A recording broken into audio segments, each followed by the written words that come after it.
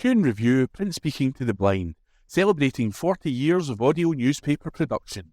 Welcome to this week's edition of the National Podcast, recorded at the Bishop Briggs Media Centre by our amazing volunteers. You can get in touch with us via Facebook, Twitter or Instagram using @Q&A Review, that is @ CUEANDREVIEW. You can also contact us directly by emailing information@qnreview.com. That is INFORMATION @CUEANDREVIEW.com, or by calling 0141 772 3976. That's 0141 772 3976. This is from the National on Monday 27th April 2026. From the News section. Firefighters tackle wildfire in Scotland as extreme warning in place. By Lucy Jackson. Firefighters are tackling a blaze near Loch Lomond as an extreme risk of wildfire warning remains in place in Western Scotland. Fire crews were called to the scene of the wildfire near Tarbert, Argyll and Bute, at 2:43 p.m. on Saturday. At the height of the incident, 4 appliances and specialist resources were at the scene. The Scottish Fire and Rescue Service said 1 fire engine remained at the scene as of 7:15 p.m. on Sunday. An extreme risk of wildfire warning issued by the Fire Service and the Scottish Wildfire Forum has been in place across Western Scotland since Friday. In central and eastern Scotland, a very high risk of wildfire warning has been in place over the same period. The warnings remain in place until the end of Sunday. People are urged to avoid lighting outdoor fires in those areas throughout the warning period. Deputy Assistant Chief Officer Kenny Barber, the Fire Service Head of Prevention and Chairman of the Forum, said previously, wildfires have the potential to destroy property, landscapes and wildlife, which is why it is so important that members of the public use extreme caution under these conditions. People living in the impacted areas should avoid lighting outdoor fires and be mindful that one spark can spread, causing a large amount of damage. Remember, there's no such thing as a harmless fire. Share wildfire warnings with your family, friends and visitors. And if anyone spots a large outdoor fire, please report it immediately by calling 999, providing your location and any other relevant information so we can respond quickly. That article was by Lucy Jackson. This is from the National on Monday 27th April 2026. From the News section. Scotland's oldest family-owned bakery sold after 200 years. By James Walker. A Scottish bakery owned and operated by the same family since 1820 has been sold to a US businessman. Alexander Taylor Bakery, which is widely regarded as Scotland's oldest, has been a fixture in the historic town of Straven for centuries. California-based entrepreneur Carlos Huerta will move to Scotland to run the business and is said to have a deep personal affinity for Scotland and a clear vision for the business's future. The bakery will continue to trade as normal.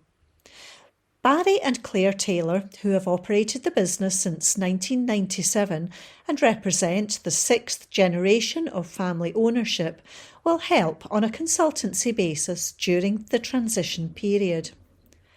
Huerta told the Herald, Alexander Taylor is more than a bakery. It is a piece of living Scottish heritage. From the moment I came across this business, I felt a real connection to what it represents, genuine craft, community, and a story that has been carefully preserved across generations. My commitment is to protect that legacy and build on it, keeping the heart of the business exactly where it belongs, in Straven. But the goal is no longer just to be one of the oldest, it is to become one of the most well-known bakeries in the UK. Mr. and Mrs. Taylor said, handing over something that has been in our family for so long was never going to be an easy decision.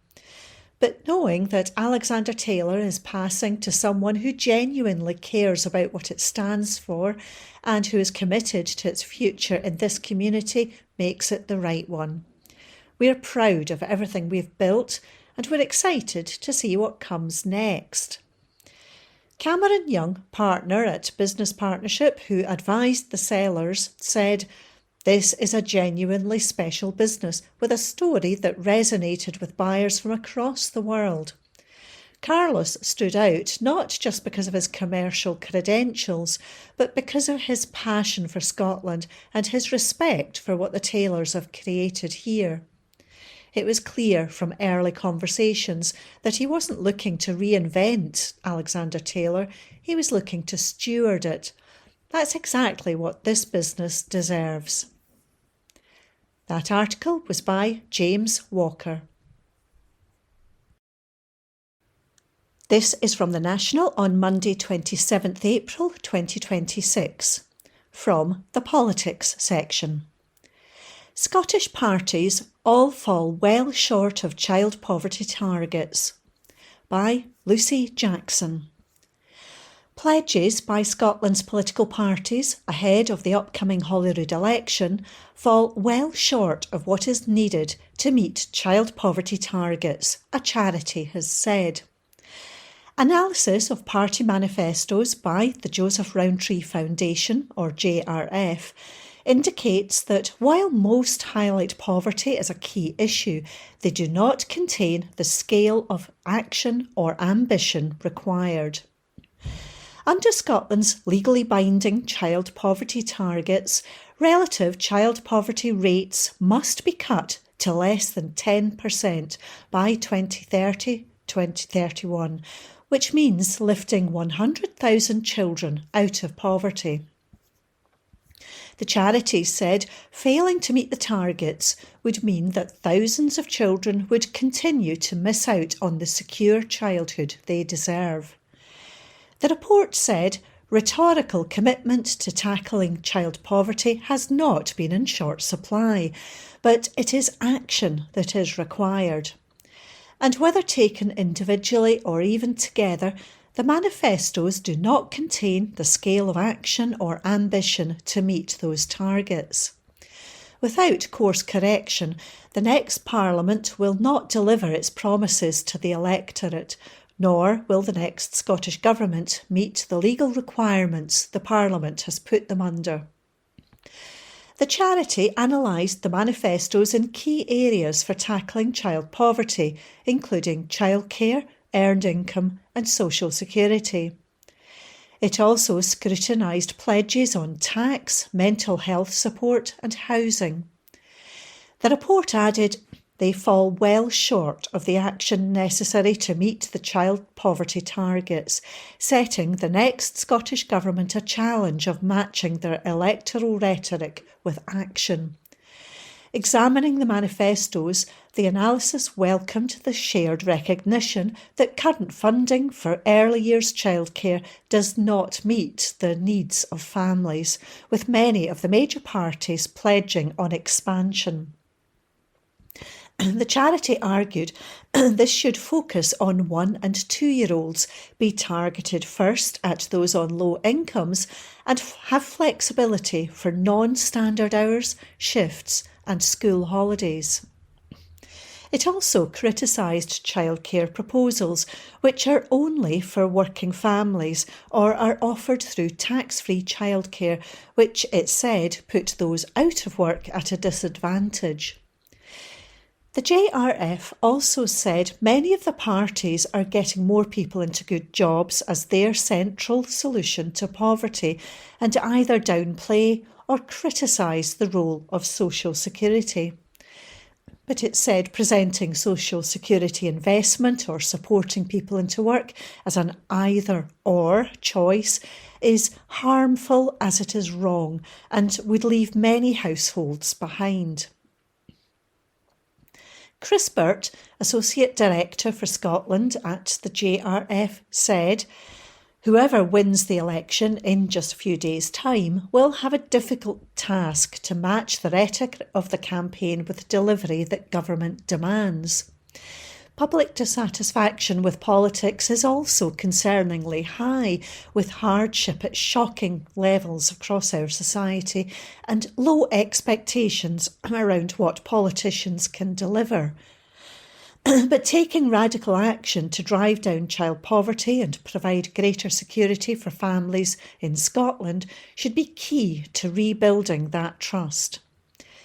The manifestos often diagnose the right areas for action, but the next Scottish Government will have a lot more focused and determined if it hopes to meet the child poverty targets and build a better future for all our children.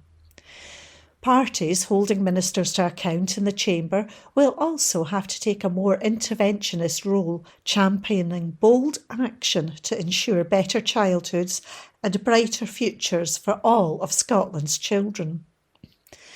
Social Justice Secretary and SNP candidate Shirley Ann Somerville said, "Scotland has the lowest levels of child poverty on these islands. That's thanks to SNP action in government. That's exactly what you get from John Swinney's leadership. John Swinney has made eradicating child poverty his number one mission, and we are making good progress, despite a complete failure from the Labour Party to get a grip on the cost of living crisis. Our game-changing Scottish Child Payment is unavailable anywhere else in the UK, but we will go even further, including our offer of year-round childcare support for every child from 9 months until the end of primary school, which will be transformative." The reality is, though, our mission on child poverty is constantly held back by Westminster governments that have punished Scottish families time and time again. Only through a fresh start with independence can we break free of broken Brexit Britain and build a fairer, wealthier Scotland. Meanwhile, Scottish Labour social justice spokeswoman Claire Barker said, "It is a scandal that so many children in Scotland are living in poverty, and we owe it to the next generation to tackle this issue." The SNP's shameful lack of progress over the last 2 decades has made this all the more challenging and all the more urgent. Scottish Labour is determined to tackle poverty at its root, support the next generation and make life more affordable. We will tackle the drivers of poverty and ease the pressure on families by tackling the housing emergency, creating good jobs, cutting the cost of childcare and getting the basics right in our public services. That article was by Lucy Jackson.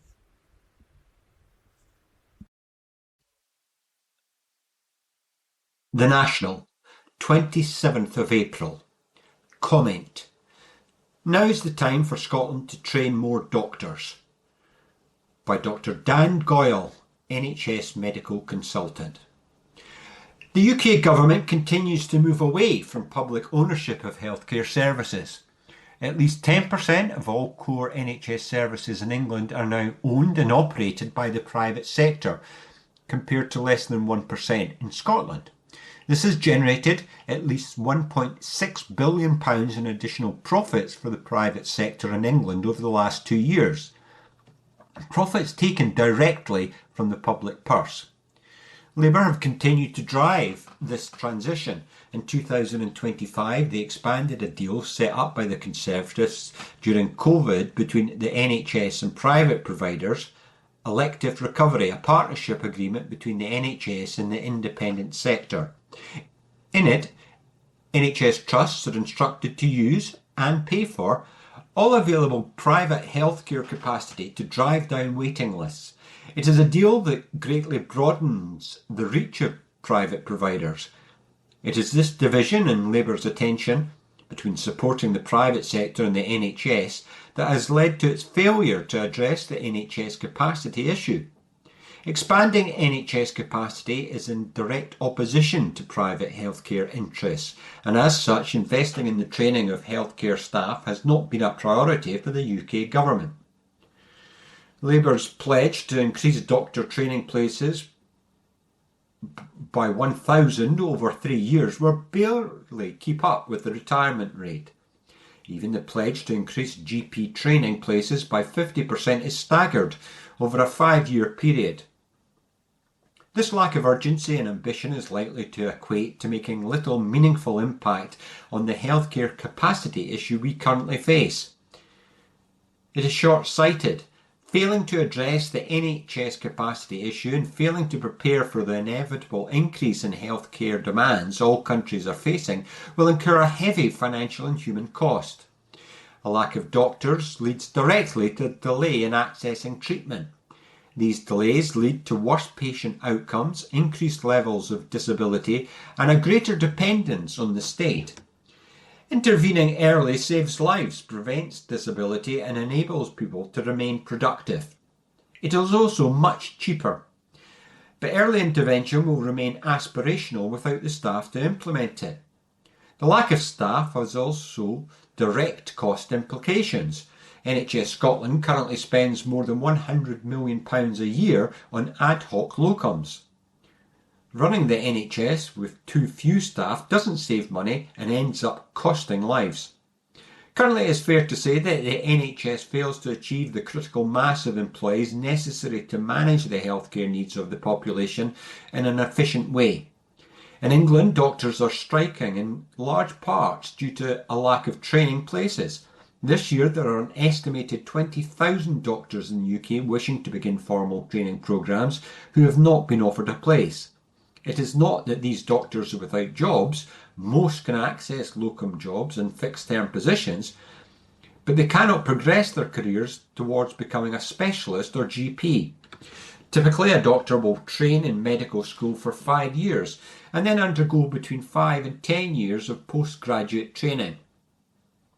The training is like an apprenticeship, as they spend most of their time doing essential work with training provided by seniors on the job. These are the doctors who carry out the bulk of the medical work in hospitals.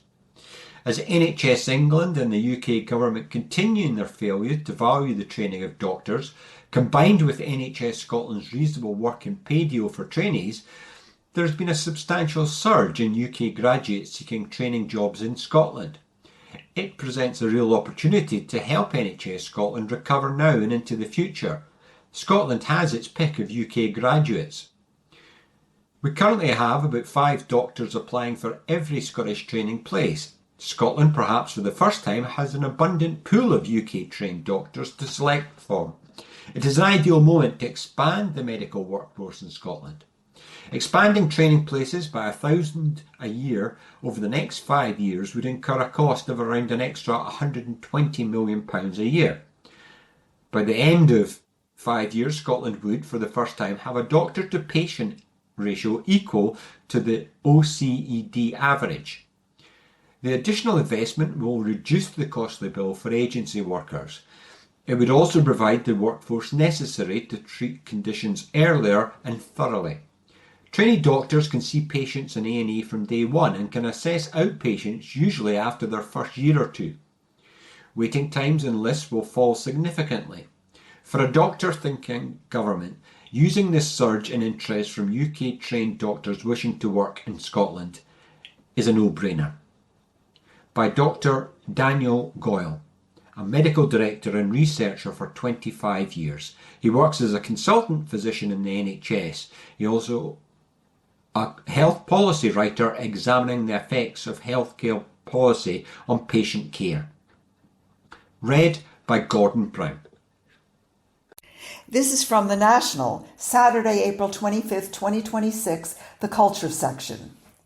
Roads in Glasgow have been restricted and parking restrictions put in place as crews set up to film a popular TV show. Article by Hannah Shedden.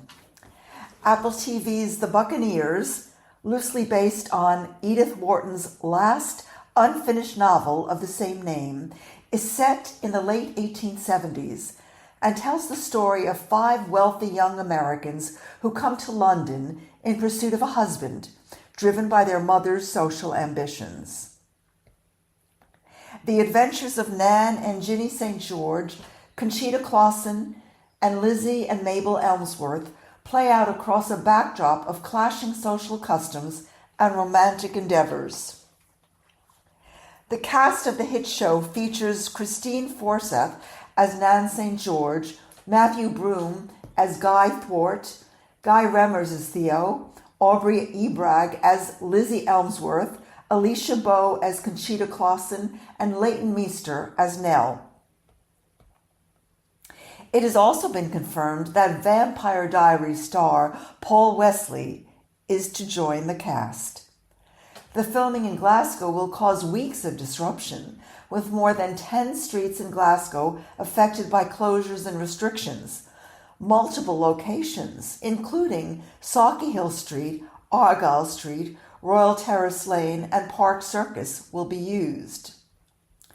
Previous seasons of The Buccaneers were shot almost exclusively in Scotland, using historical buildings like Glasgow University, Merthley Castle, Touch House, and Scone Palace. That article was written by Harriet Shedden, read by Janet Stein. This is from The National, Saturday, April 26, 2026, the Culture section. Why this Scottish ballet performance is written in the stars. Article by Mark Brown. Scottish Ballet's COVID-era piece Starstruck, which is built around Gene Kelly's neglected 1960 jazz ballet Pas de Dieu, makes a welcome return in a somewhat new guise. Created, as was the 2021 original, by Scottish Ballet's artistic director Christopher Hampson, the latest incarnation of the work extends the show from 1 act to 2, allowing a little more room for the wit, energy, and inventiveness of a justifiably celebrated choreography. As she was for the inaugural performance 5 years ago, Kelly's widow and official biographer Patricia Ward Kelly, who is an artistic collaborator on Hampson's piece, was in attendance for the premiere of this new version of Starstruck. If she was anything like the palpably delighted Glasgow audience, she will have been enraptured by a show that is wrapped boldly, cleverly, and stylishly around her late husband's neglected gem. Created for the Paris Ballet Opera in 1960, Pas de Dieu is a dance duet for Zeus and Aphrodite, the tempestuous celestial lovers of ancient Greek mythology, which is set to music by George Gershwin. Its title, which combines the French word Dieu, God, with the deux of pas de deux, the famous French term for the balletic step of two, is a piece of delicious drollery worthy of Oscar Wilde or Noel Coward. Hampson, with some additional input on scenario by his brilliant scenographic collaborator Les Brotherston, places Kelly's Dance of the Gods in the context of a jazz-age American ballet company. The piece opens with auditions already in progress for Kelly's work, in an unglamorous backstage rehearsal stage realized with tremendous authenticity by Brotherston. There, thin-skinned and ambitious ballerinas, who are no doubt entirely fictitious and of a totally different sort from the dancers in Hampson's own company, are abundantly displeased when the character known only as the star ballerina, TSB, arrives on the scene. Extravagantly confident and enchantingly elegant, she captures both the choreographer's attention and the role in extremely short order. What follows is a turbulent, passionate, regularly spiteful love affair that combines Kelly's ballet, in which TSB and the choreographer dance the roles of Aphrodite and Zeus, with a glitzy Hollywood dream sequence and a Paris premiere. In building his own choreography around that of Kelly, Hampson has also created a lovely juxtaposition between Gershwin's compositions and the music of Ravel and Chopin. The choreography itself is one of marvelous contrasts between classical ballet and jazz-infused dance, segueing from the explosive to the tender, and from intimate pas de deux and exuberant full company scenes. On opening night, the central pairing was danced with great skill and compelling sexual tension by Cuban ballerina Marlene Fuerte Castro and her Brazilian opposite number, Yuri Marquez, who stepped in at short notice and with impressive aplomb for the advertised Joseph Taylor. The visual contrasts from a well-worn rehearsal room to a grand imaginary Californian ballroom and a Parisian opera house are realized splendidly both in the choreography and Brotherston's typically superb designs. A charming and adventurous ballet, which is shot through with tremendous humor, this expanded Starstruck is an unalloyed delight. Touring until May 9th. www.scottishballet.co.uk.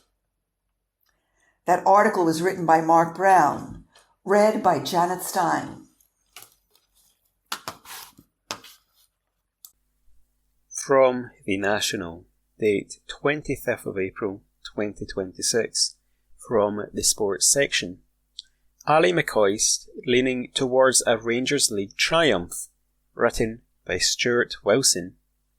Ali McCoist has backed Rangers to emerge victorious in this season's staggering Scottish Premiership title race. At the time of writing, just 3 points separate third and first, with 5 post-split games remaining. Despite the closeness of this season, however, ex-Rangers striker and manager McCoist believes his former side has the momentum to come out on top. I can't remember in my lifetime, right, with 5 games to go, 3 teams being odds against with the bookmakers, he said, speaking with TalkSport Bet Casino. I mean, that in itself is staggering. I'm struggling to remember it recently. 2 teams being odds against, but 3 teams odds against? Remarkable. That tells you what you need to know. Where I am with it, I think Celtic have an advantage, but not the advantage, an advantage, of playing Rangers and Hearts at home. Rangers' advantage, I think, is their momentum, and the Hearts' advantage is the fact that they've only lost 1 game out of 6 against the Old Firm this year. They've beaten Celtic twice, Rangers twice, I think as well. Rangers won the recent one pretty comfortably at Ibrox, but the fact of the matter is, there are a lot of people, wrongly in my opinion, I wouldn't say they're completely writing Hearts off, right? Just because it's getting to this stage now, they're thinking, well, automatically, Rangers or Celtic will come out to the fore, and one of them will go on and win it.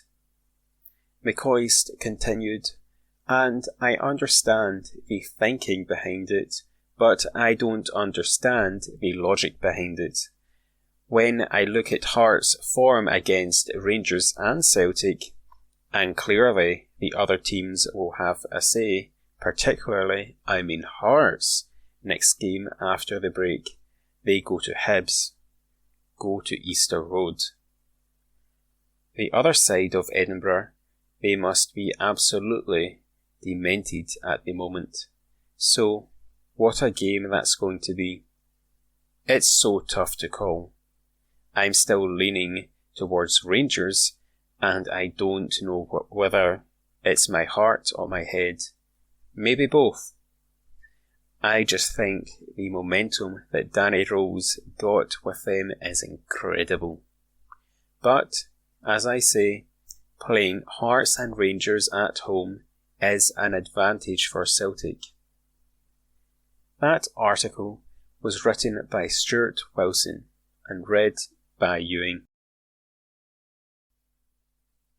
From The National, date 26th of April 2026, from the sports section. Breaking Athletics' Great Barrier, the 2-hour marathon, would be huge. Written by Susan Egglestaff. Of all the barriers in global athletics, 2 are the most significant. There's the 4-minute mile barrier, which was, of course, broken over 70 years ago by Roger Bannister. And there's the sub-2-hour marathon, which, as yet, is a barrier which has not been breached. Not in a legal race, anyway. Today, though, may be the day which it happens.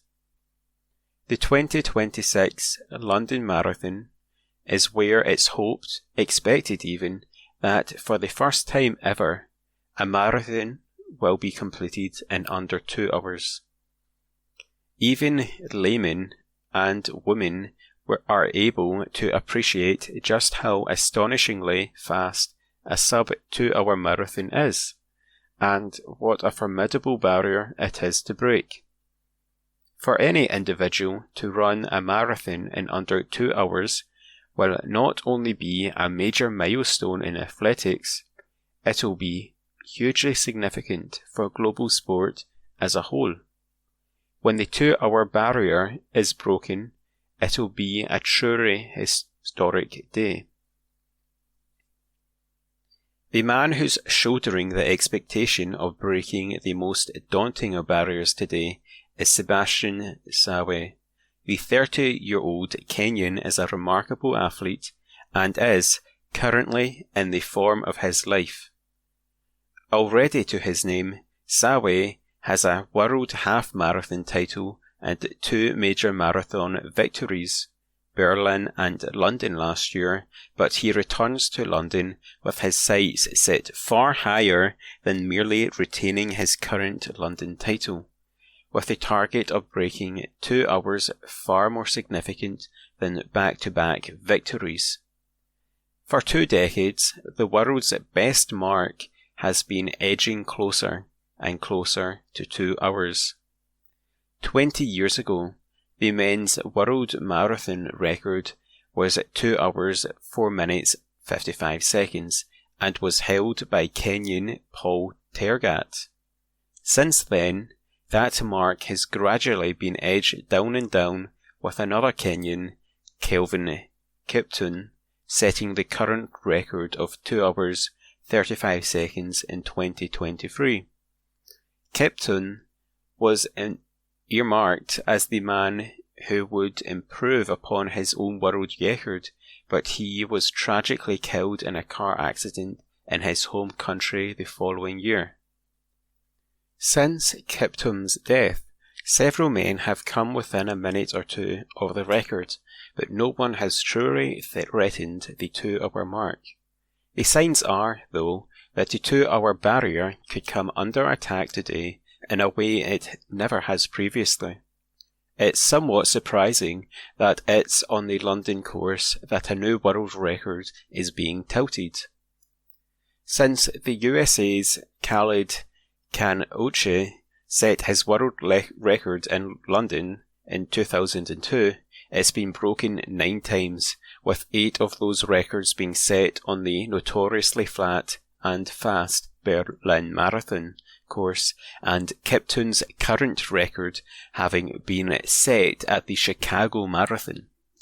London isn't known for producing the very fastest times of the major marathons, but it is a quick course, and the indications are that conditions are going to be close to perfect today, which is what's required for a sub-2-hour time to be produced.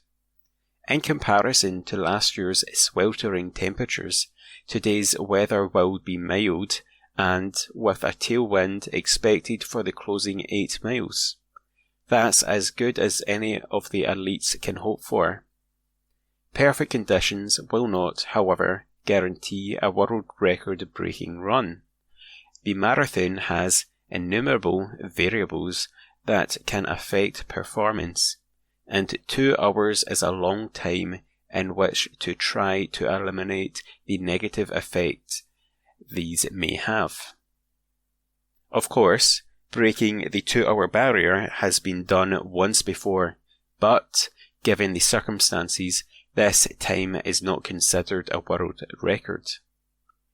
Distance running great Eliud Kipchoge's first attempt to go sub 2 hours was in 2017 as part of Nike's Breaking 2 project. His attempt came close. He ran 2 hours 25 seconds, but it wasn't quite enough, which is why in 2019 he made another attempt, with this one entitled the Ineos 159 Challenge, aided by pacemakers, bespoke super shoes and a hydration break. Kipchoge made history by covering 26.2 miles in 1 hour 59 minutes and 40 seconds. The aids he had which helped his performance though, as well as the lack of competition conditions, made his time ineligible to be considered a new world record. Which is why, if Sawe can break 2 hours in London today, it would be quite such a remarkable moment. To lay out just how fast he will have to run, each mile will have to be covered in around 4 minutes 34 seconds. Most people can't get close to that for even 1 mile, never mind 26. There are, however, several asterisks to the current fast marathon times that are being recorded. Firstly, super shoes, which are now ubiquitous on any elite marathon start line, have improved times significantly. Super shoes have turned very, very fast marathons into marathoners who can threaten world records. There remains suggestions that such is the impact super shoes are having on distance running. They are ruining the sport, and while I don't fully subscribe to this theory, I do admit that the benefit of super shoes does distort somewhat the times that are now being run. The men who were breaking world records 20 years ago would have got a lot closer had they had the benefit of wearing super shoes at the time. And the second asterisk is perhaps the most concerning, and that's the doping epidemic that seems to be sweeping Kenyan athletes. As things stand, well over 100 Kenyan athletes are banned for doping offences, and if Sawe is to make history by going sub 2 hours today, the negative reputation of his country will inevitably precede him, and it will be impossible for him to avoid fully any allegations that he's been illegally aided by performance-enhancing drugs. We have, after all, been stung once before when Kenya's Ruth Cheping Etish set a new women's marathon world record, becoming the first female ever to run under 2 hours 20 minutes in 2024, only for less than a year later her to be found guilty of taking performance-enhancing drugs. Despite the doping cloud that follows every Kenya athlete, Sawe, if we're being charitable, be given the benefit of the doubt, and until he's proven to be anything other than clean, we have to assume that any record he sets is legitimate. And so, the running world and beyond will be waiting with bated breath today in the hope that he does as anticipated, make history. And if Sawe does break the 2-hour barrier, it will be one of the greatest achievements sport has ever seen. That article was written by Susan Egelstaff and read by Ewing. From the National, date 24th of April 2026, from the sports section. Carlos Alcaraz ruled out of this year's French Open. Written by Eleanor Crooks, PA. Carlos Alcaraz's hope of winning a third straight French Open title have been shattered by injury. The Spaniard announced on Friday that the right wrist problem he suffered in Barcelona last week will keep him out of both the Italian Open in Rome and Roland Garros. Alcaraz, who won a titanic battle against his great rival, Jannik Sinner, in the final in Paris last year, wrote on Instagram, "After the results of the tests carried out today, we have decided that the most prudent thing to do is to be cautious and not participate in Rome or Roland Garros, as we wait to evaluate the progress so we can decide when to return to the court. This is a difficult time for me, but I am sure we will come out of it stronger." The 22-year-old initially did not appear too concerned about the issue, completing an opening win at the Barcelona Open against Otto Virtanen, having sought treatment late in the first set. But tests showed the issue was more serious than Alcaraz had thought, and he subsequently pulled out of the event and this week's Madrid Open ahead of a more detailed examination. That has now confirmed the world number 2's fears that he will not be able to bid for an 8th Grand Slam title next month. Alcaraz casts a cautious note about his prospects after being named World Sportsman of the Year at the Laureus Awards on Monday, saying, "I have a long career ahead of me. Forcing for Roland Garros could penalise me enormously in the future." The Spaniard won his maiden title at Roland Garros in 2024 and would have been strongly fancied to make it 3 in a row, having claimed 3 of the last 4 major crowns. The last of those at the Australian Open in January saw him become the youngest man in history to complete the career Grand Slam of all 4 titles. Sinner will now be a huge favourite to follow Alcaraz's footsteps, with the red-hot Italian only needing the French Open title to finish off his set. Alcaraz has only sat out 1 Grand Slam tournament since making his debut at the Australian Open in 2021, with a hamstring problem preventing him from travelling to Melbourne 2 years later. He will now focus on returning to full fitness for the grass court season, where he is due to defend his title at Queen's Club in June. That article was written by Eleanor Crooks, PA, and read by Ewing. From the National, date 25th of April 2026, from the sports section. League One title race goes down to the final day as ICT party falls flat. Written by Matthew Lindsay. The William Hill League One title race will go down to the final day after leaders Inverness Caledonian Thistle were held to a draw by East Fife at Bayview today and squandered the chance to clinch to the third tier trophy.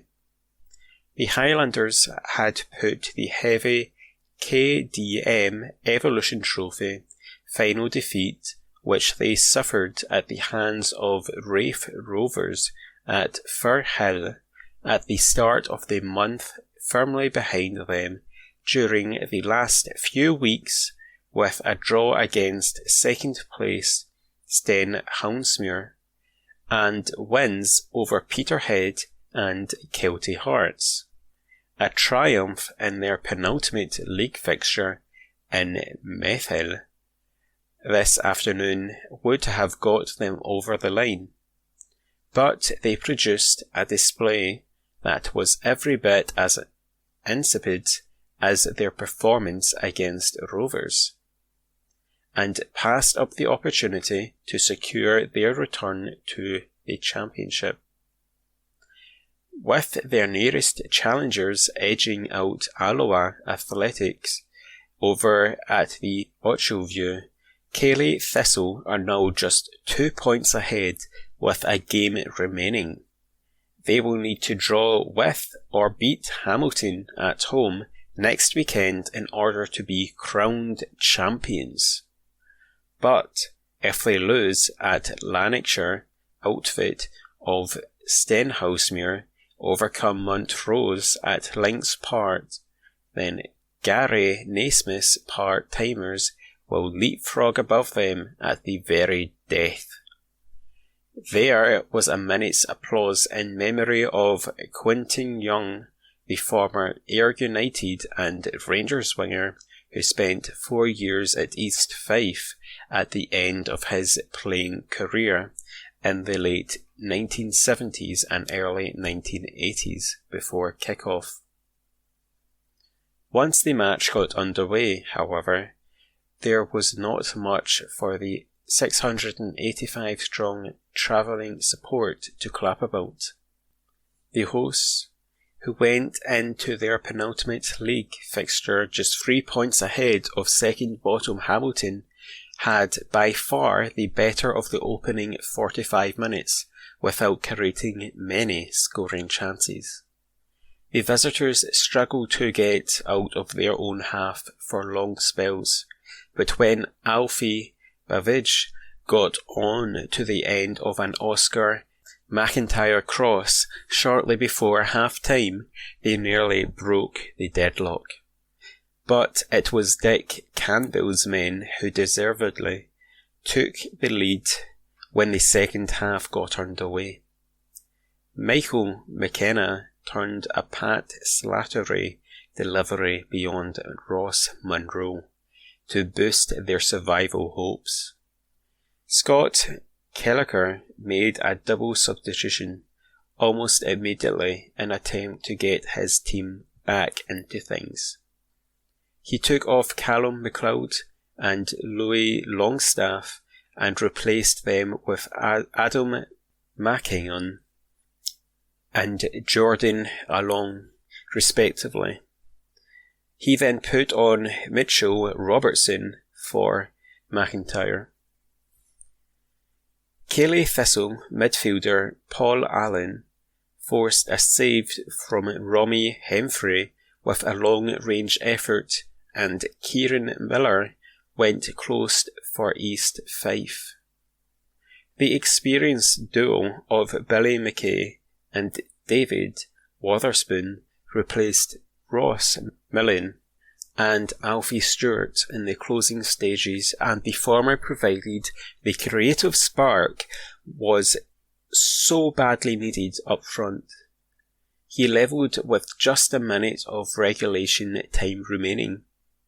Beating Hamilton, the club which relegated them in the playoffs 2 seasons ago, to win League One will be sweet for Cayley Thistle, but they will have to give a far better account of themselves to achieve their ambition and avoid more heartache.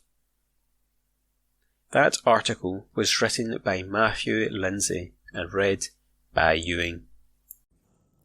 From the National, Tuesday the 28th of April 2026, from the comment section. Socialist MSPs would spearhead action to rid us of council tax. Comment by Richie Venton, trade union organiser, Scottish Socialist Party. An encounter with an intelligent working class woman at Saturday's Scottish Socialist Party, SSP, campaign stall in Falkirk brought several issues to mind. The conversation went like this: I agree with everything you say, but how are we going to get it? By building a mass movement of tens or hundreds of thousands of people to force the government into taxing the wealthy, to make them take energy companies into public ownership and cut bills, having socialist MSPs would help. But there's always going to be a small group at the very top who will resist everything we want. Absolutely. That's why we need a mass movement of working class people power, not just reliance on politicians. And don't forget, in the words of the poet Shelley, we are many, they are few. Firstly, it emphasised the purpose of putting forward SSP candidates on all 8 regional lists at the Scottish Parliament election, to get MSPs elected who would take up the cudgels on our Socialist Action Plan, helping to spearhead demonstrations, protests and other engagements of working class and young people to demand the radical changes, cutting bills, raising incomes and vastly improving universal public services, which the SSP manifesto proclaims. Our MSPs would not sit passively in Holyrood. They would champion socialist measures and help mobilise people in collective action to achieve those changes, even within the straitjacket of devolution. Secondly, it reminded me of decisions at last week's STUC Congress and the crunch question of what trade union leaderships are going to do to achieve the many laudable goals agreed by delegates who represent 600,000 organised workers. Many very good policy decisions, including ones which correspond to the SSP's socialist aims, were agreed. An end to outsourcing of public services, which drains £3 billion from public resources into the pockets of profiteers, many of them in overseas tax havens, or uniting workers for a better future in opposition to divisive racist forces, or increased expenditure on welfare rather than warfare. These are all entirely laudable, but the unavoidable question must be posed. What do the leaders of Scotland's trade union movement plan to do to mobilise the potential collective power of 600,000 organised workers, plus their families and communities, to achieve progressive change? Let me focus on, and echo, the justified frustration and anger expressed by STUC General Secretary Ros Foye at the abysmal failure of politicians to take action to abolish the illogical and regressive council tax. The council tax was the rushed replacement for Margaret Thatcher's hated flat-rate poll tax. This son of the poll tax has punished low and middle income families since John Major brought it in 1991.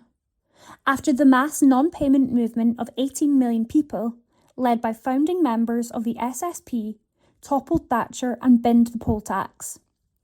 In the 35 years since, Scottish Labour politicians and Labour-affiliated union leaders have shielded council tax from criticism and calls for its abolition, specifically made by the SSP. Since their formation in 1998, the SSP have fought relentlessly to axe the council tax and immediately replace it with our progressive, income-based Scottish service tax. 8 out of 10 people would pay less, but it would double tax funds for Scotland's 32 local authorities by massive increases for the super rich. We fought for this on street campaign stalls, in unions and workplaces, organised a national demo in Glasgow, and proposed a parliamentary bill when we had MSPs. Seeing the popularity of this SSP battle cry, the SNP made council tax abolition a flagship manifesto promise in 2007, winning a massive mandate to scrap it. But 19 years later, people are still saddled with it.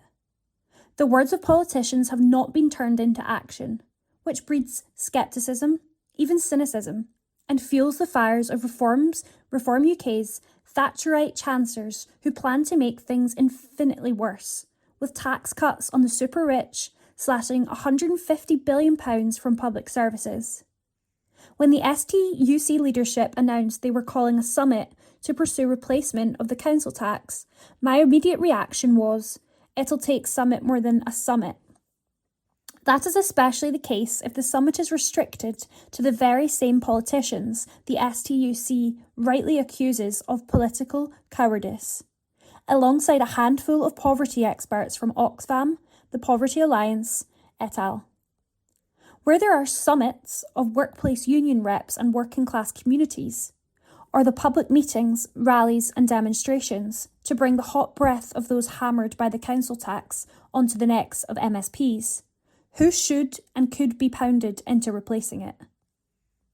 When the STUC speaks of calling on all parties to step up to the plate and join the summit, do they include the Tories and Reform UK, but exclude the SSP, the one and only party which for 28 years has fought for a progressive, fully costed alternative? Why rely on parties which have invented, defended, or repeatedly failed to scrap the council tax to suddenly become our saviours? Surely the core of a serious campaign to axe the council tax should draw on the experiences which led to the downfall of the poll tax and its chief architect, Thatcher. It was the organised collective power of working class people which won that historic victory, led by many of us who later founded the SSP. The STUC of the day opposed our mass non-payment strategy and limited their Stop It campaign to the likes of a 15-minute stoppage in September 1989, after which they instructed workers to get back to work, a glorified tea break. In a Scotland where the 10 richest families hoard at least £24 billion, there is absolutely no excuse for 1 million Scots living in poverty. But as the woman in Falkirk asked me, how are we going to get it? Scottish socialist MSPs would push council tax abolition and taxation of the rich and big business to the fore inside Holyrood, while building mass demos and protest movements of the working class majority outside it. The STUC could play a pivotal role, provided it brings the people into its plans and embraces the party which has living experience of the mass movement that axed the poll tax, which we are ready and eager to unite with others in applying. That's why having socialist MSPs would make a difference. To use Shelley's battle cry, rise like lions and slumber in unvanquishable number. You're many, they are few. And that comment was made by Richie Venton, trade union organiser, Scottish Socialist Party. From the National, Tuesday the 28th of April 2026, from the news section. Fire crews still at scene of huge Uddingston fire near petrol station. Article written by Lucy Jackson. Firefighters remain at the scene of a large blaze which broke out at a garage in South Lanarkshire. The fire has largely been extinguished and crews are dampening down hotspots on Bothwell Road, Uddingston, which led to the roof of a building collapsing. On Tuesday morning, the road remained closed as emergency services continued to deal with the incident. The Scottish Fire and Rescue Service, SFRS, said it was called to a well-developed fire at 6 p.m. Footage on social media showed large plumes of smoke billowing from the building, which is near a petrol station. On Tuesday morning, 2 fire appliances and a high-reach vehicle remained at the scene. No casualties have been reported in the incident. Posting on Twitter, X, South Lanarkshire Council said the B7071 Bothwell Road in Uddingston remains closed due to the fire last night. At the height of the blaze, 6 fire engines and 1 high-reach vehicle were tackling the flames. Members of the public were asked to avoid the area. And that article was written by Lucy Jackson. From the National, Tuesday the 28th of April 2026, from the Politics section. King and Queen meet US President Donald Trump in White House. Article written by Lucy Jackson. The King and Queen have met Donald Trump in the White House as part of a 4-day visit to the US. The royal state visit is the first by a British sovereign to America for nearly 20 years and comes during a pivotal moment for the UK and US, with relations between the Prime Minister and Trump fractious. Ahead of the visit, campaigners have questioned why the UK is choosing to appease the US president, who recently started an illegal war in Iran, which has destabilised the Middle East and killed thousands. Human rights organisation Amnesty International had branded the visit an act of national humiliation for the UK, warning that the UK government had failed to stand up for international law in the face of a US administration which has relished tearing up a global rules-based order. The King and Queen landed in Washington, D.C. on Monday evening, UK time, where they were met by the UK's new ambassador to America, Christian Turner, who replaced Peter Mandelson when he was sacked over new revelations about his relationship with sex offender Jeffrey Epstein. When the royals first arrived, they were driven to their accommodation at Blair House, a luxury guest house within the White House security cordon. Charles and Camilla then headed to the White House, where they met Trump and First Lady Melania Trump. The two couples greeted each other outside by the historic building's south portico overlooking the lawns, where past presidents have hosted the late Queen Elizabeth. Posing for photographers for nearly a minute, Trump appeared to make small talk with the king as they stood in the sunshine. The start of the historic trip, Charles's first to America as king, has been overshadowed by the attempted assassination of the president on Saturday night at a Washington media dinner, when he was surrounded by Secret Service agents and bundled from the room. On Tuesday, the king is set to address both Congress and the Senate and is expected to use a speech to say the story of the UK and the US since America's independence is one of the greatest alliances in human history, where the two nations find ways to come together. And that article was written by Lucy Jackson. The National News on Wednesday the 29th of April. BP is slammed after its profits doubled to £2.4 billion due to the Iran war oil spike. An article written by Abby Garton-Crosby. BP has come under fire after revealing that its profits more than doubled in the first 3 months of the year, thanks to the soaring cost of crude oil caused by the Iran war. The FTSE 100 firm revealed that its preferred profit measure, underlying replacement cost profit, surged by over 130% to a better-than-expected $3.2 billion or £2.4 billion in the first quarter. This was up from £1.02 billion a year earlier and £1.13 billion in the previous 3 months. Most analysts had expected first-quarter profits of £1.97 billion. Campaigners accused the group of profiting at the expense of households, who have seen fuel prices rocket at the pumps and are set to see energy bills jump higher when the price cap is next updated on the 1st of July. Mike Childs, the head of Science, Policy and Research at the Friends of the Earth, said, "Just as we saw in 2022 following Russia's invasion of Ukraine, fossil fuel giants are quids in when global instability drastically inflates fuel prices. But again, it's ordinary people who pay the price when soaring energy prices threaten to plunge the UK into an even deeper cost of living crisis." The End Fuel Poverty Coalition called for a windfall tax on firms profiting from the Iran-related energy crisis. The campaign group's coordinator, Simon Francis, said, "These astronomical profits are a startling reminder that when conflict drives up the price of oil and gas, energy companies profit and households pay." BP's new chief executive, Meg O'Neill, who took over at the helm on the 1st of April, said that the group was ensuring that fuel supplies are met across the UK. The teams across BP are playing their part to keep oil, gas and refined products flowing during an incredibly challenging time, focused on maintaining safe, reliable and cost-efficient operations, she said. She added, "We're working with customers and governments to get fuel where it's needed, helping minimise disruption and the impact it can have on people's lives." Oil prices have raced higher since the United States and Israel war on Iran started on the 28th of February and are now more than 60% up so far this year. Brent crude reached close to $120 a barrel at one stage and, despite falling back, is still above the $100 level as peace talks falter and amid fears over a looming global energy supply crisis.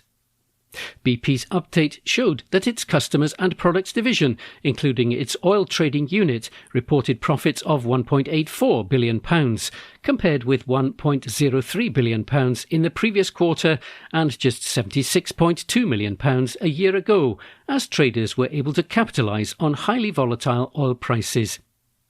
The group's shares rose another 3% in Tuesday morning trading, with the stock now having climbed more than a third higher in the past 6 months, amid a boost from the crude rally. Maya Darlington, a climate campaigner for Greenpeace UK, said, "The oil industry's capacity to profiteer from human misery is almost limitless." She added, "Britain subsidises this industry to the tune of several £billion a year, and yet they'll still claim to be overtaxed. Today's numbers make a convincing case that the opposite is true." An article written by Abby Garton-Crosby. The National News on Wednesday the 29th of April. Scotland's population is to fall faster than expected due to decreasing migration. An article written by Lucy Jackson. Scotland's population is projected to fall faster than expected, with declines predicted to begin from mid-2034. The latest forecast from the National Records of Scotland shows Scotland's population falling by 1.3% by 2049. It's initially expected to grow by 0.3% until mid-2033. However, it's then expected to start falling. Andrew White, the head of population and migration statistics at the National Records of Scotland, said that the change is driven by decreasing migration. "Our latest projections are lower than the last set of figures. This is mainly driven by migration falling from unusually high levels," Mr. White said. "While we continue to project more people moving to Scotland than leaving, we now anticipate these levels to be too low to completely offset the gap between births and deaths. Scotland has had more deaths than births since 2015. At the same time, we see the number of older people continuing to rise, but the number of children and young adults fall." Scotland's share of the UK population is projected to fall from 8% in mid-2024 to 7.6% in mid-2049. Projections from the National Records of Scotland show the UK population growing by 4.5% over the next 25 years. Although the National Records of Scotland expects Scotland's population to increase until the middle of 2033, it said that population is then forecast to fall so that by mid-2049, 5.47 million people are projected to be living in Scotland. The population projections show the number of people aged 75 and over rising by more than 300,000 by mid-2049. In the same time period, the number of children is expected to fall by almost 166,000, and the number of young adults to drop by more than 157,000. All countries of the UK are expected to see deaths outnumber births, and more people moving in than leaving over the 25 years to mid-2049. The latest figures come after the SNP said that there was not enough migration into Scotland. Speaking on BBC Scotland's Sunday Show, the Housing Secretary Mary McCallan said that Scotland's story has been too few people and not too many. She made the comments in response to claims from Reform UK's Thomas Kerr, who was accused of stoking division on immigration after repeatedly conflating asylum seekers with illegal migrants. An article written by Lucy Jackson. The National News on Wednesday the 29th of April. Firefighters tackle a huge blaze overnight near Luchers as roads remain closed. An article written by Lucy Jackson. Firefighters have worked through the night, tackling a blaze at an inn in Fife. The Scottish Fire and Rescue Service sent several appliances to the scene at St Michael's Inn in Luchers when the alarm was raised just after 10 o'clock on Tuesday evening. At the height of the incident, 9 fire appliances and 4 specialist resources were at the scene, dealing with the well-developed blaze, Scottish Fire and Rescue Service said. 6 appliances and 3 specialist resources were still at the scene on Wednesday morning. Fife Council said that motorists were facing disruption due to the blaze. In a post on social media, the council said, "Major disruption to roads in northeast Fife towards Dundee due to a fire at St Michael's Inn. All roads are closed surrounding the junction at the hotel, with motorists urged to find alternative routes.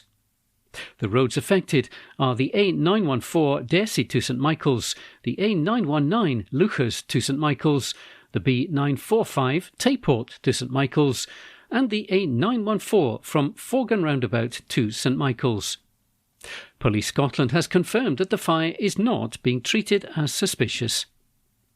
An article written by Lucy Jackson.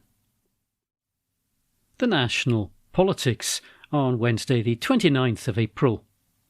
How an out-of-touch Malcolm Offord became the story of the STV leaders' debate. An analysis written by Laura Webster. In an election campaign period already lacking inspiration, the televised debates have been especially bleak. Would you like to see 6 men in suits argue with one another for several hours? As a special treat, would you like to see 5 men argue while one singular woman tries to bring some decorum to proceedings? If not, too bad. This is Scottish politics now. Get used to it. For the first 15 minutes of STV's election debate, the viewing experience was, frankly, deeply unpleasant. Party leaders each got about 10 seconds to respond as Colin Mackay jumped from person to person. It seemed to be taking place on double speed as the seasoned broadcaster curated a vibe so frantic you could only compare it to the last few rounds of Pass the Parcel at a child's birthday party. As a result, for the initial section, we got nothing more than rehashed soundbites and empty lines. What a surprise. Russell Findlay is angry because the SNP wants an independent Scotland, but he will of course proceed to talk about independence more than anyone else on the panel. Anna Sawa is talking about transforming the NHS without really specifying how. I can't believe it. Alex Cole-Hamilton is tailoring his whole pitch to the Highlands and Islands again, and Reform's only real idea is to cut taxes. Stop me if you think that you've heard this one before. Yes, I thought, this is definitely the way to engage the nation. However, I have to give some credit to the producers for shifting away from the aggro uncles fighting on Christmas energy and allowing some more focused, in-depth questioning to take place in the form of cross-examinations. It didn't save the day completely, but it allowed for some good moments on important topics that haven't been in the spotlight in this election yet. For example, Anna Sawa getting skewered over his party's support for Israel's genocide. Malcolm Offord being challenged over Nigel Farage's abysmal comments on gun regulation following the Dunblane massacre. But the bit that everyone is going to remember from this show was not an expert moment of debating supremacy or a politician facing serious questions on a serious subject. Oh no, it was a generational self-own from Mr. Offord, a man who is of course no stranger to saying the wrong thing at the wrong time. At least it wasn't aimed at a minority group on this particular occasion. For reasons peasants like me couldn't possibly understand, the former Conservative Lord boasted about his £45 million paid in tax over his 40-year career, before listing his extensive material wealth, citing his 6 homes, 5 cars and 6 boats. After this short bio, and presumably working up to making some kind of anti-business point about the Greens, Mr. Offord asked, "Mr. Greer, in your Scotland, do you want more people like me or fewer people like me?" Following laughter from another panellist, who I think was Alex Cole-Hamilton, but I'm not entirely sure, Mr. Greer immediately responded, "Fewer people like you." I don't think that was what Mr. Offord had in mind. The MSP went on to tell the former Scotland Office Minister and Tory donor, "I'm glad you've finally admitted how many homes that you have, Lord Offord. I think it's worth at this point in the debate pointing out that there are 3 times as many holiday homes and empty properties in this country as there are homeless children. You don't need 6 homes. You don't even need 2 homes. Everybody just needs a home to live in. Surely, if we're to tackle the housing crisis, the super-rich elite individuals like you should be giving up some of those homes so that people who desperately need a roof over their head can actually have somewhere to live." Those of us who waste our spare time watching pointless political debate programmes will know it's not the first instance of Mr. Offord alienating everyone in the room by showing off his affluent lifestyle. Apparently prompting groans with his out-of-touch justification for obscene World Cup pricing on Question Time wasn't enough. He clearly wants to be Six House Malcolm, a spiritual successor to Douglas Three Jobs Ross for the upcoming parliamentary term, though somehow less relatable. Overall, the debate itself was largely a rehash of what we've heard before in this campaign. The fact that the best moment was Malcolm Offord reaching peak Malcolm Offord is not a positive reflection on the state of our democracy in Scotland. We've not learned anything new, and I doubt anyone's mind has changed. Maybe we need to find a new format that doesn't hinge entirely on who can speak the loudest and get the best 90 seconds of footage for their socials. Scotland surely deserves better than this. An analysis written by Laura Webster. The National News on Wednesday the 29th of April. A letter signed by 1,700 people defying Palestine Action ban is handed to a judge. An article written by Abby Garton Crosby. A letter opposing the ban of Palestine Action, signed by Greta Thunberg, Brian Eno, Sally Rooney and more than 1,700 people, was hand-delivered to a court judge during a crucial appeal hearing. The letter, composed of only 7 words, reads, "We oppose genocide. We support Palestine Action." Palestine Action remains banned despite winning a High Court challenge over its proscription under terrorism laws in February.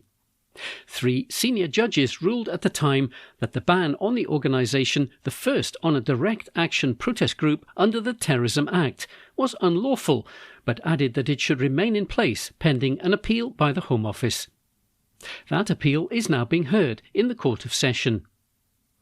The letter to judges ahead of the decision echoes the words of thousands of people who have been arrested across the UK for their alleged support of a terrorist group by sharing the message, "I oppose genocide, I support Palestine Action," on placards, T-shirts and signs.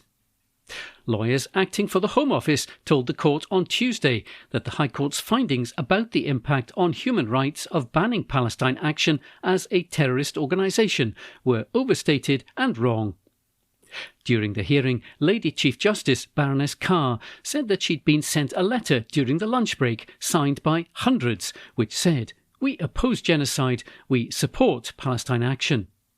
She said, "We propose to ignore the document completely for the purposes of this hearing, but I felt it right to draw attention to events that have happened." Thousands of people have been arrested since the ban came into force, including hundreds since the High Court's decision. Palestine Action's co-founder, Huda Amori, who challenged the ban, is opposing the appeal. The High Court ruled that the proscription of Palestine Action entailed a very significant and unlawful interference with fundamental rights to freedom of expression and assembly, a conclusion that is now more glaring than ever, she said.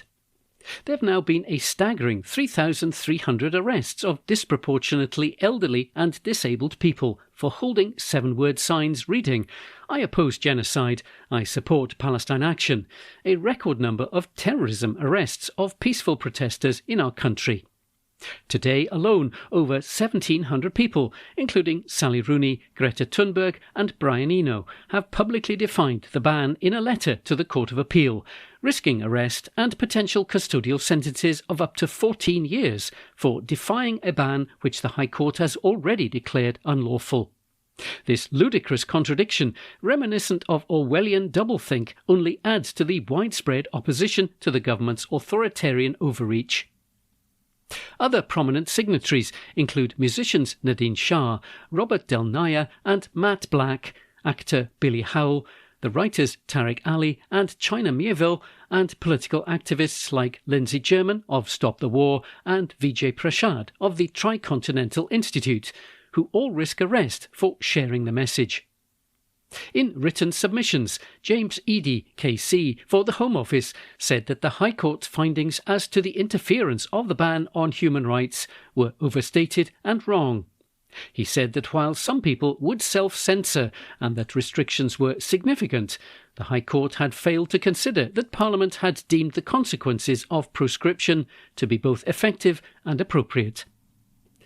The letter has been posted on the website of Defend Our Juries, a civil liberties organisation, with a form that allows anyone to sign their name.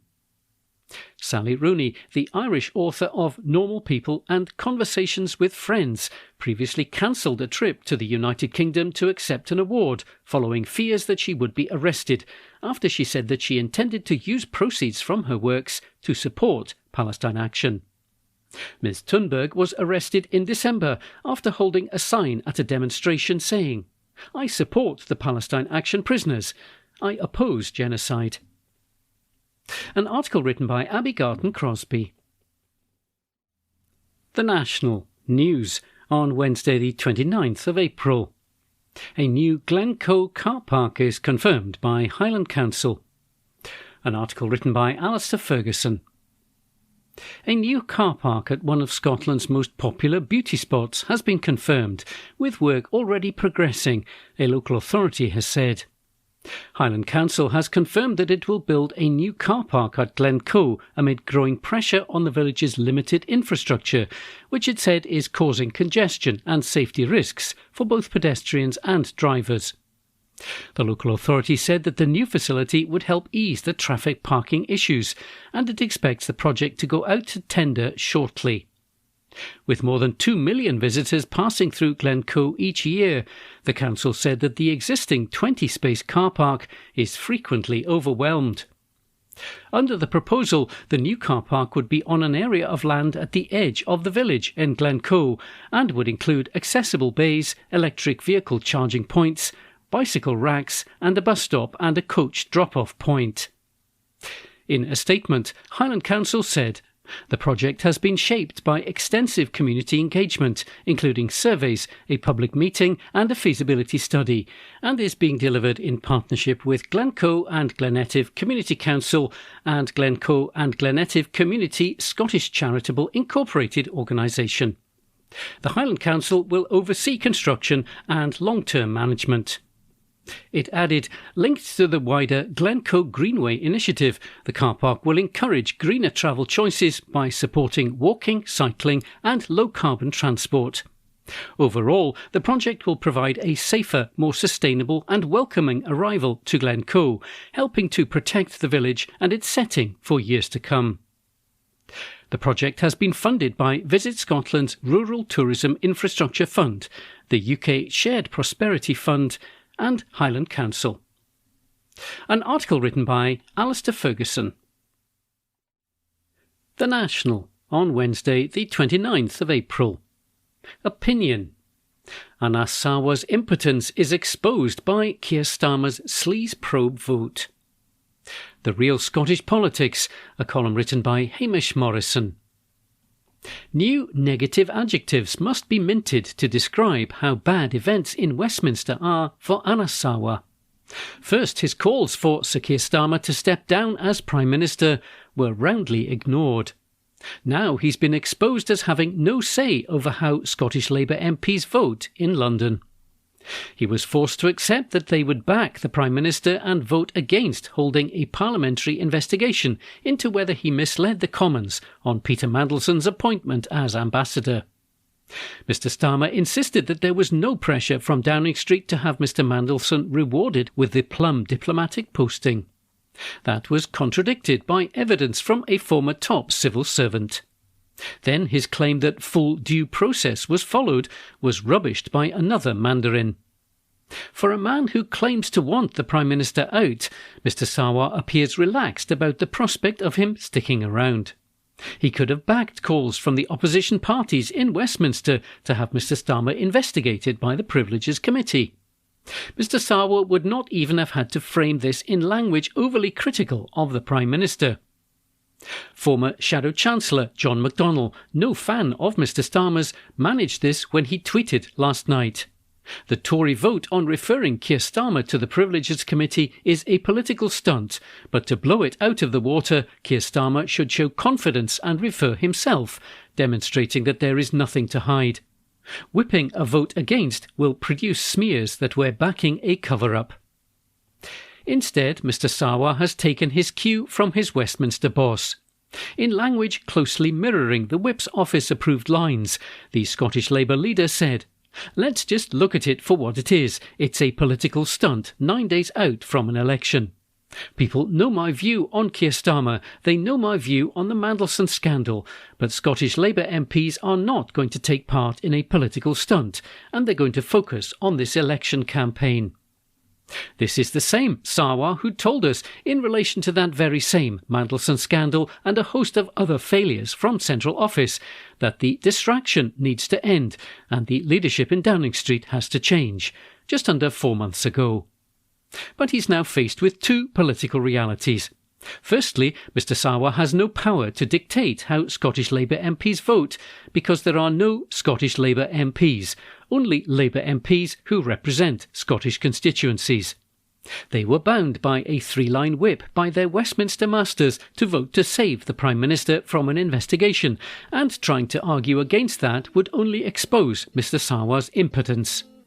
Secondly, Mr Sarwar knows that Mr Starmer is going nowhere until after the 7th of May, and that facing accountability for misleading Parliament in that time frame makes his already dim prospects at the upcoming election even worse and not better. For now, he's exposed, powerless and adrift, a man desperately awaiting the moment that he can finally call it a day. The Real Scottish Politics is a column written by Hamish Morrison. That concludes this week's edition of the National Podcast.